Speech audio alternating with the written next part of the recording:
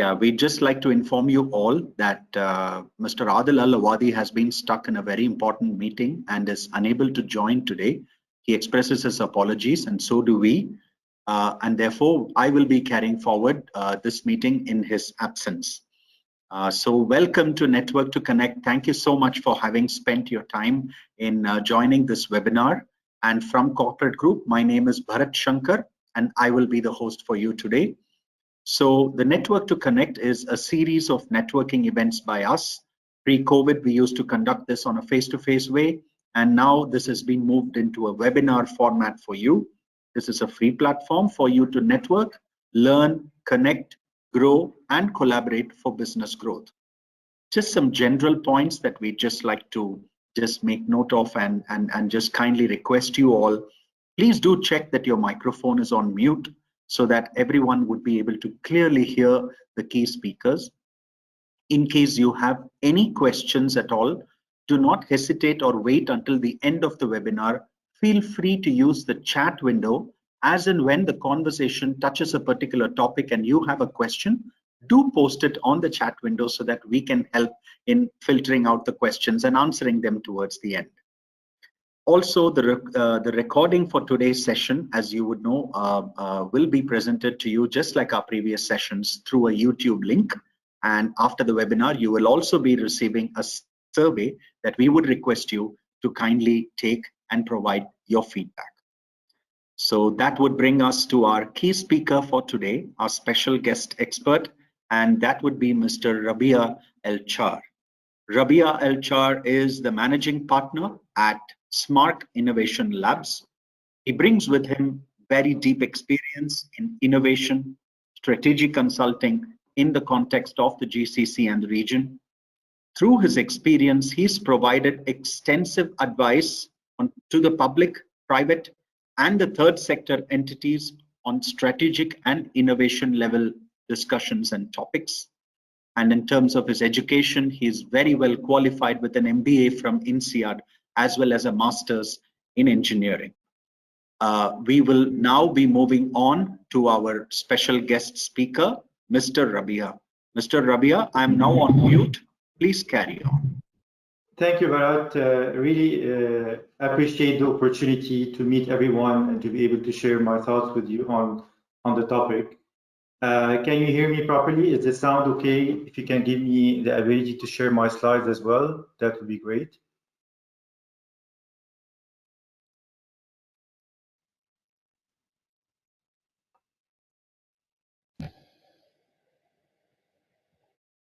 Is the sound okay? Can you guys hear me properly? Perfectly fine, Mr. Rabia. We can hear you loud and clear. Fantastic. We're just giving you the credentials now for you to host. I think you should be able to present now. It's all good, yeah.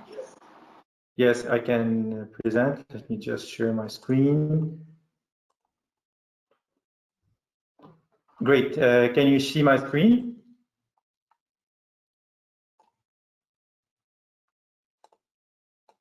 Yes, we can see that. Yes, we can see your screen.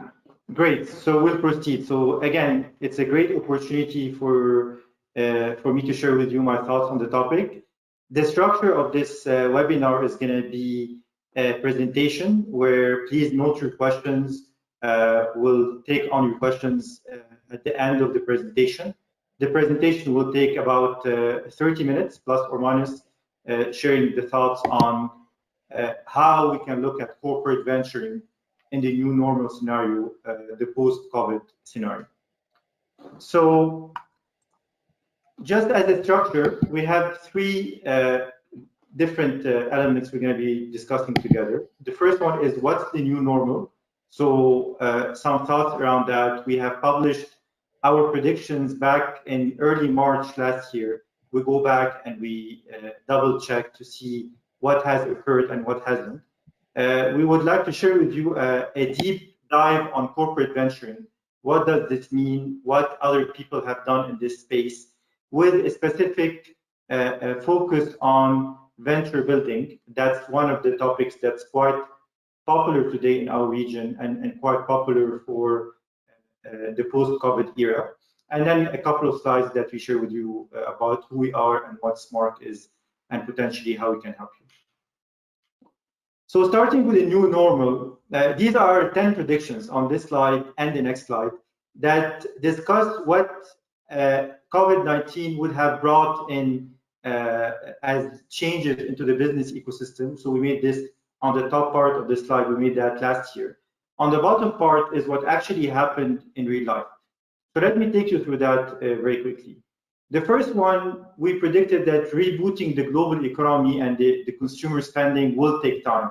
And as you can see, it is taking time, and we're still not out of the tunnel. Some countries will be able to get out of it faster, like the UAE. Others are going to take longer. We have seen that the economy has taken a big hit, specifically on recreation, transportation, food services. Sorry, and food services that has been reduced by about 45%. If we look at the e-commerce, and we have predicted as well that that's going to be between e-commerce, streaming services, and last mile delivery, that's going to grow quite significantly going forward. So we see that this has grown by 2 to 5 fold, or 2 to 5 times the rate that it has been growing at before COVID. And that's a significant change, and we can all sense that from our changed behavior pre and post-COVID of the e-commerce services that we are using. Remote working, online education, and edtech overall will become mainstream. It has already became mainstream. We can see edtech is increasing pre and post-COVID by 16% investments, and that's expected to increase even further going forward. There are new ways of logistics. Again, these logistics markets, especially on the warehousing element, is increasing by 15% compared to pre-COVID, and that's something that has been accelerated. And as we know, the hospitality sector and transport sectors have been greatly hit by almost 70% if you look at travel and tourism. Now, the second part, where we talk about healthcare, we can see a dramatic increase in telehealth in the US. So we have expected that that's going to increase, and it did increase, going telehealth by being only used 11% before COVID. Post-COVID, that has increased to become in excess of 45%. Energy demand is as well changing. We can see that gasoline, for example, consumption has been reduced by 30% in the US, 80% in France during lockdowns. In difficult times as well, there are room for innovation, and that's a big topic that we are discussing today. So we can see that innovation has been accelerated by 3 to 4 years, as opposed to the pace that we were on before COVID. And we can see as well a new categories of businesses. There's something that is emerging. It's called the low-touch economy. Even post-COVID, people have got used to this low-touch economy, and 15% of the companies are transitioning to become low-touch as opposed to how they were before. And lastly, businesses have to balance between profit and purpose, and this has been seen as well of how resilient B Corp companies, and these are companies that balance social good and profitability. So they've been quite resilient during COVID. 63% are more likely to survive as opposed to the non-B Corp companies. So the common thread between most of what we just heard about is technology and digital transformation that was already something very important, is going to become even more important going forward. And this is an amazing slide. If you look at Apple, Microsoft, Google, Amazon, and Facebook, which we call here the big 5 tech companies, and we decouple them from the S&P 500. So we call them the big 5 as opposed to the S&P 495. We can see that the S&P 495 actually lost traction over the COVID period from December 19 until today. It has lost about 5% of its value compared to the big 5, the tech companies that have gained 35%. And this gives you a great indicator on the going forward investment climate in technology and in digitization. So this grew at 13 times the pace of the S&P overall, and the big 5 tech companies now constitute a quarter of the S&P 500. Now, this is kind of setting the stage for the new normal. This is what we're going to be discussing in the future is about, or in the next section is about corporate venturing. So how corporate venturing can help out corporations, big corporations and small ones. So this is not an exclusive discussion for big corporations, but as well as small ones, how they can navigate and tap into the new opportunities going forward. So just some numbers on the rise of corporate venturing, because people might disassociate big corporations from startups. And effectively what's happening in real life is these are, there's a lot of overlap happening between big corporations, small corporations, and startups as well. It's not a binary discussion. So we can see that there's 4 times the number of companies that are adopting corporate venturing today, as opposed to 2013. So only in 7 or 8 years, the number of corporations that are adopting corporate venturing has quadrupled. Sorry.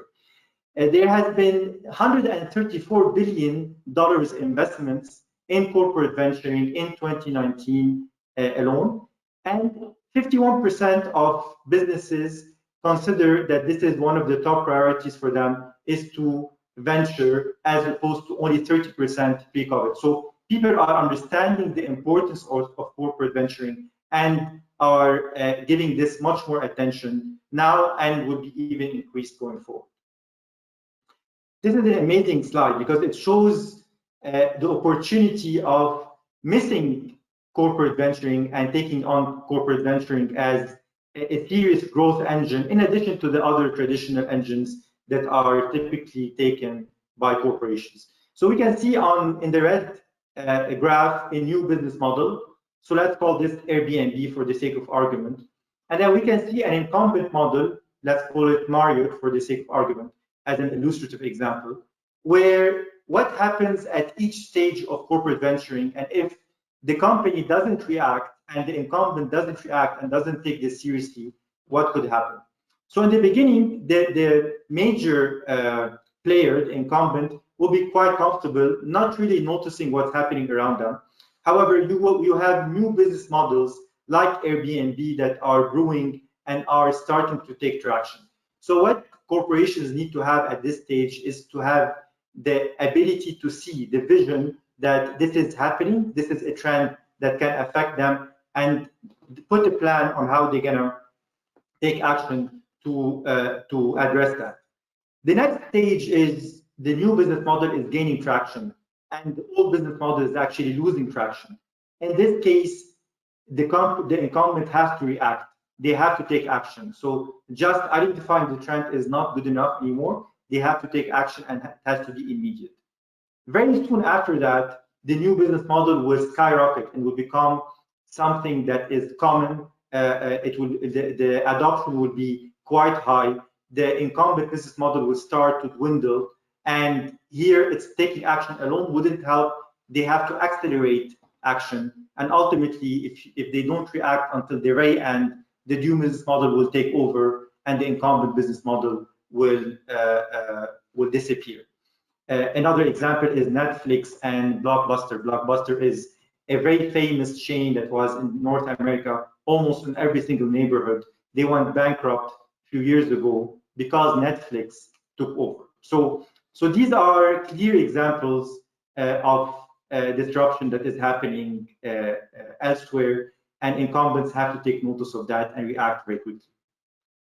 If you look at the example we just talked about, so the Marriott and Airbnb, and you can see the graph that we talked about before on the left-hand side of the graph. However, we can see as well that Marriott has been quite cautious, and they took the right actions, maybe not right immediately in the beginning, but later on, starting 2016, they started to take some defensive positions, specifically around the acquisition of Starwood, where they paid a high premium to make sure they create that cloud and that conglomerate. And Marriott have launched their own version of Airbnb that's gaining traction right now, especially with loyal customers of Marriott. Having said that, if you compare the numbers between Marriott and Airbnb, the differences are amazing. Marriott, it took them 88 years to build the business. Airbnb, 4 years. Marriott, in 88 years, they accumulated 700,000 rooms, an equivalent number for Airbnb in only 4 years. And Marriott is only in 80 countries globally. Airbnb is across the globe in 192 countries. So that's the importance of this digital disruption that we're talking about. And Airbnb started with a very small team, with a very humble budget, with a lot of loans that they got from venture capital funds. Ultimately, they took off and they did amazingly well.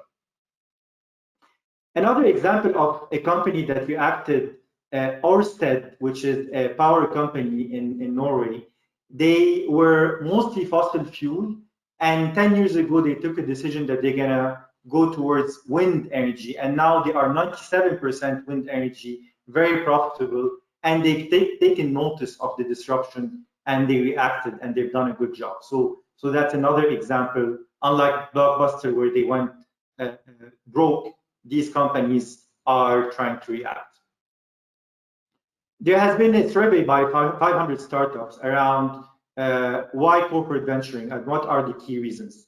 There are 4 main reasons. The first one is hedging against disruption, as we have seen in the examples we just went through together, discovering new partnerships and new ways of doing business with other entities, accessing emerging markets, and building ecosystems around new platforms and new products. So these are the top 4 priorities. The least priorities, so some of them, they said this is important, but most of them said it's not that important, which is making money in a short period of time, getting data, having access to data, and doing it for CSR, public relations, and marketing. So these are the least important reasons of why this has been done. Now, it's very important that corporations understand the power of a small, nimble team of a startup that includes entrepreneurs that have a very different mindset from big corporations. It's not only powerful, but it's very complementary, and there are high synergies between where corporations are good at and where they have weaknesses compared to where startups are good at and where they have weaknesses. So for example, corporations, they have some weaknesses, including a very stiff organizational momentum. Motivations and incentives are geared towards a corporation, not a startup, and they are very risk averse. As opposed to startups, they are agile, they are fast, they are very motivated because they have equity in the company, and they have a high willingness to take risks. On the other hand, we can see strengths that corporations have, such as access to data and markets, specialized workforce in a certain area, and resources, both capital and infrastructure resources, as opposed to startups where they lack on all of these 3 elements. So there are big synergies for corporations and startups to work together. Corporations alone, working alone and trying to do things under one umbrella might be very challenging and quite taxing. So what we are advocating for is for open collaboration with startups for them to be able to do so. Now, there are many venture mechanisms. There isn't one size that fits all. And you can do things in-house, like having R&D and internal product development, as you can see on this graph. And this graph, by the way, it shows the capital required on the y-axis, so how capital intensive the solution is, as opposed to the development stage of the startup, all the way from discovery to startup to scale up. So things can happen internally, like internal R&D and internal product development. However, there are a lot of external venturing mechanisms, including very simple ideation and boot camps and hackathons that can be sponsored by corporates, going into venturing client and strategic partnerships. So venture client is a new mechanism where big corporations become clients of startups and get preferential rates and access to these startups, all the way to incubators, accelerators that are quite common, corporate venturing, and investments and acquisitions. Now, all of these tools are available, and they need to be tailored and the choice of these tools and the tool itself, they need to be tailored depending on the case that is being discussed with a specific corporation. One product we're going to focus on in this webinar is corporate venturing. And the importance of corporate venturing for our region is very high. Our region doesn't have the number of startups that other mature economies such as the US, China, or Europe have. So corporate venturing is an end-to-end product where it provides support, financial support, technical support, and all the different mechanisms, all the way from ideation to scale-up mode. And that's what's kind of lacking in our region at this point in time, to be able to create the deal flow that is required to tap into the startup world and into the entrepreneurship world.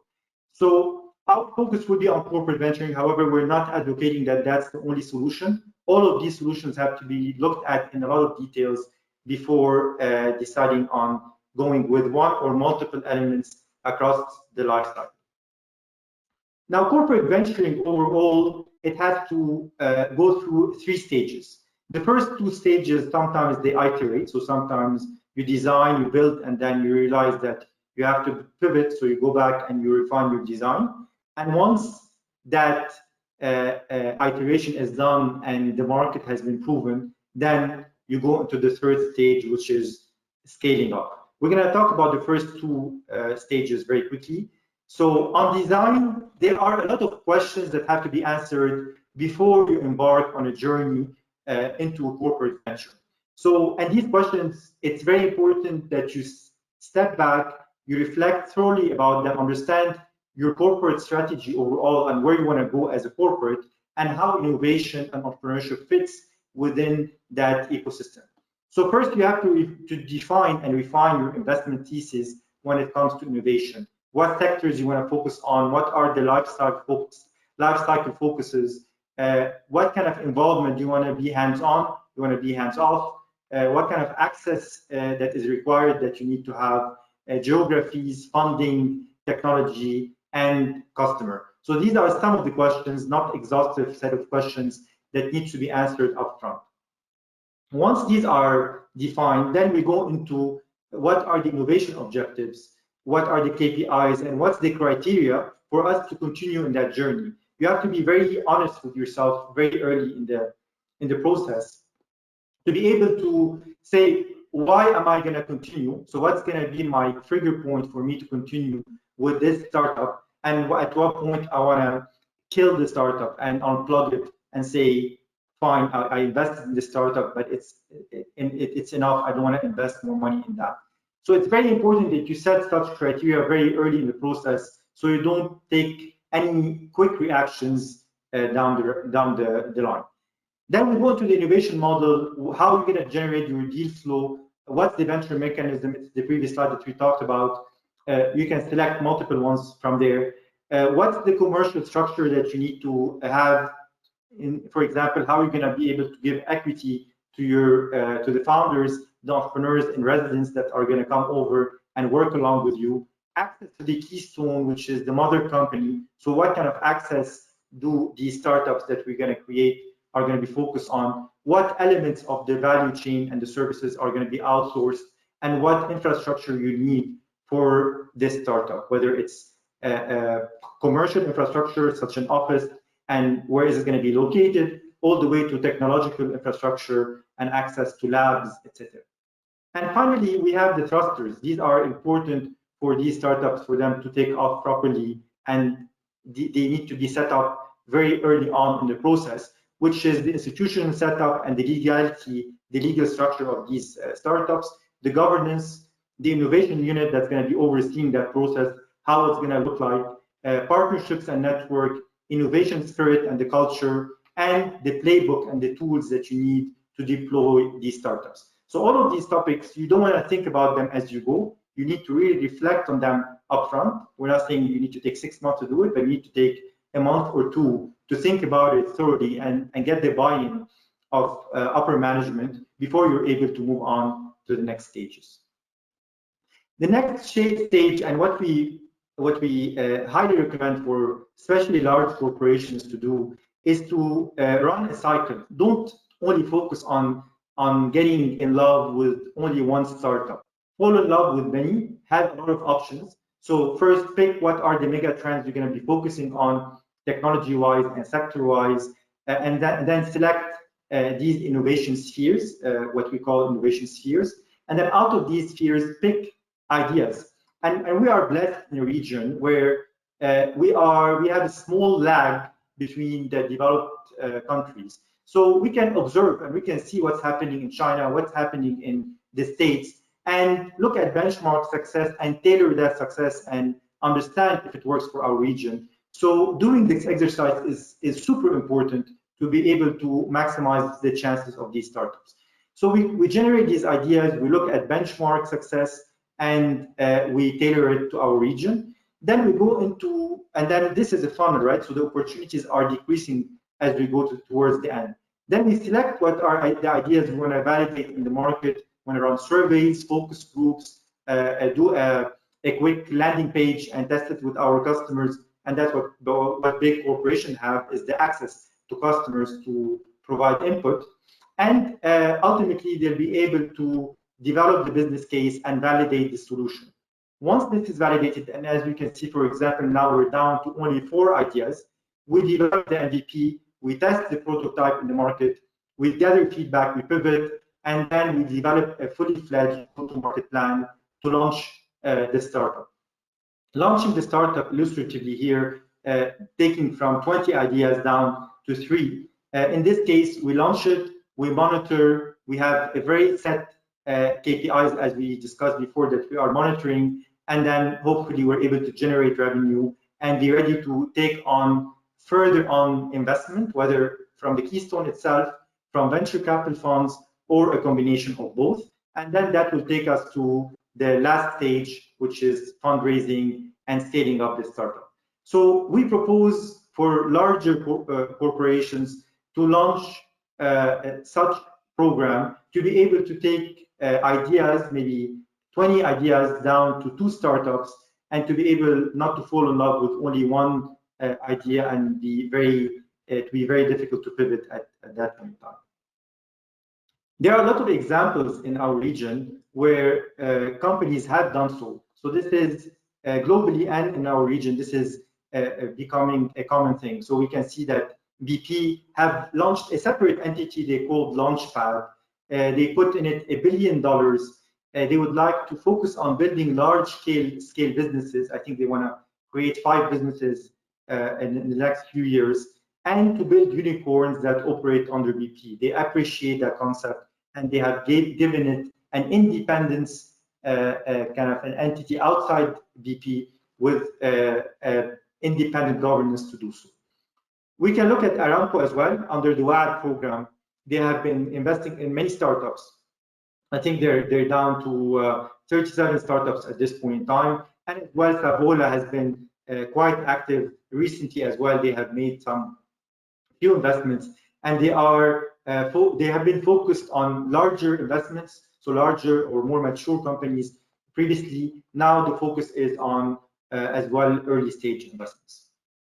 Now, when we talk about partnerships, the building a startup is not something you do behind closed doors and you expect things to work. You have to be open about it. You have to have a lot of partnerships that are making this ecosystem work for you, instead of you making a lot of assumptions behind closed doors to be very surprised in the real world that these assumptions were not true. So the partnerships that you need to build are a combination of, or the type of partnerships are a combination of degree of commitment and the degree of integration. So you can have a very much an arm's length, very high level MOU kind of based relationship with different entities, all the way to merging and everything in between, taking into account CVC models, so corporate venture capital, joint ventures, co-promotion, licensing. So there are a lot of different partnerships that you need to have several of these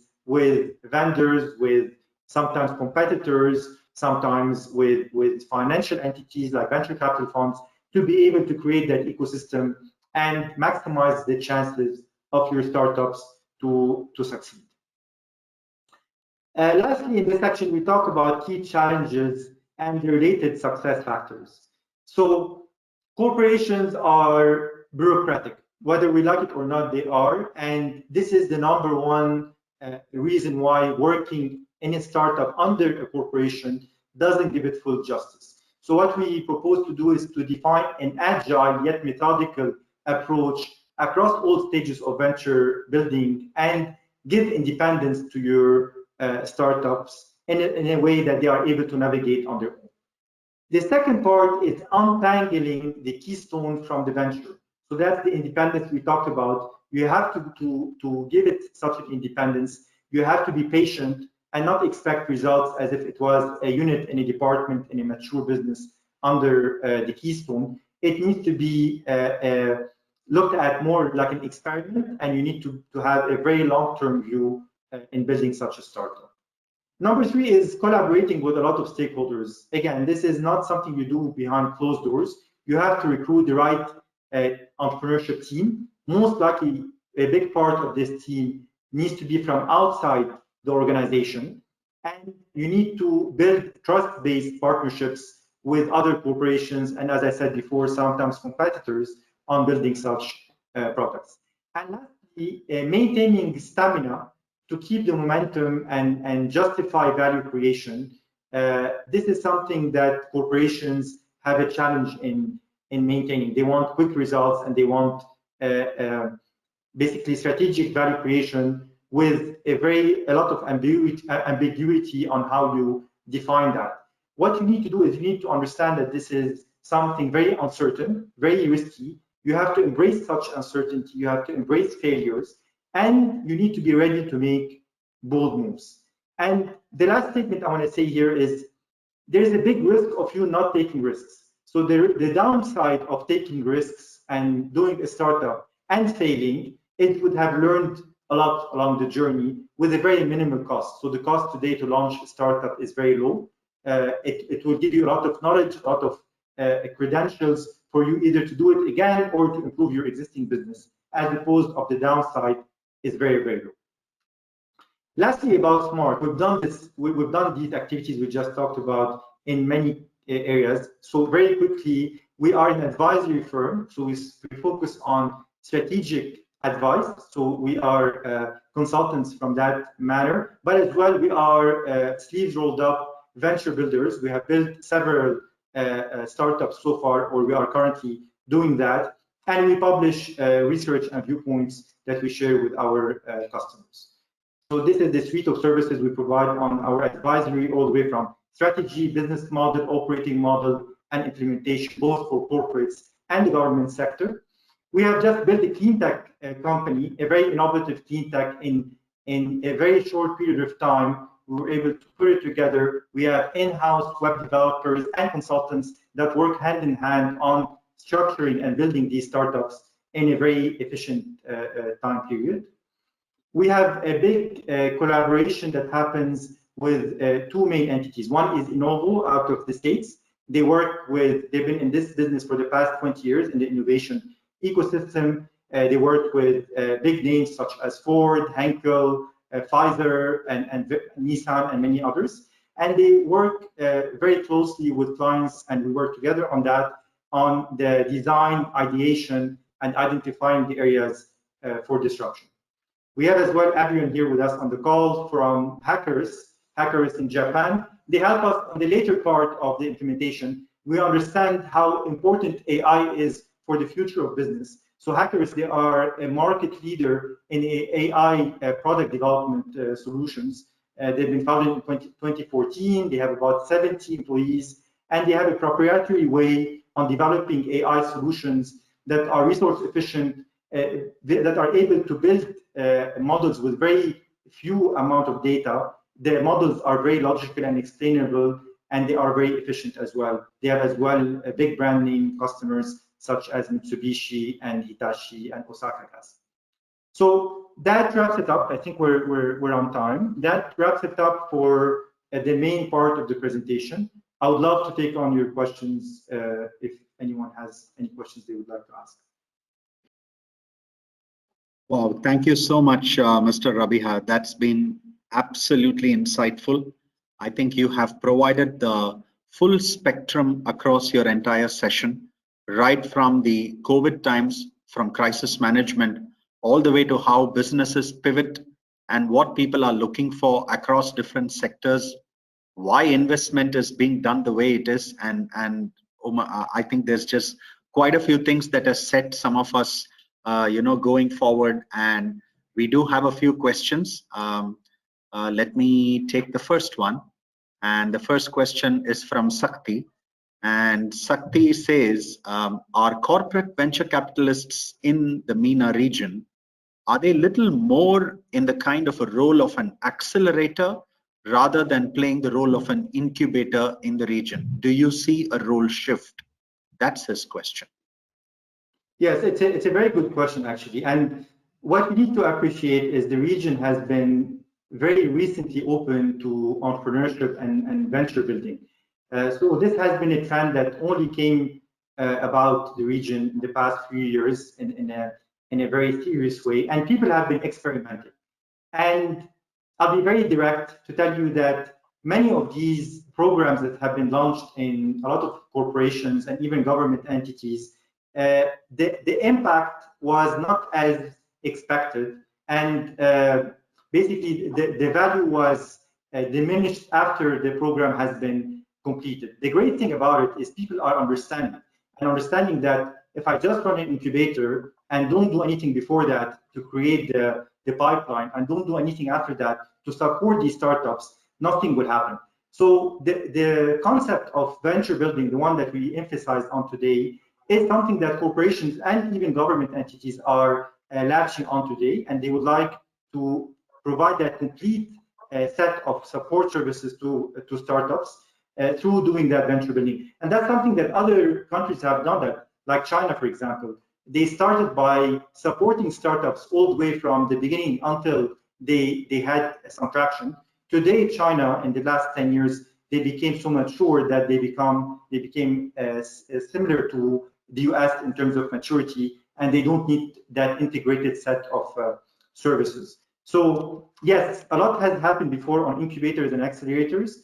However, I think the value of venture building is becoming more clear today for the various players.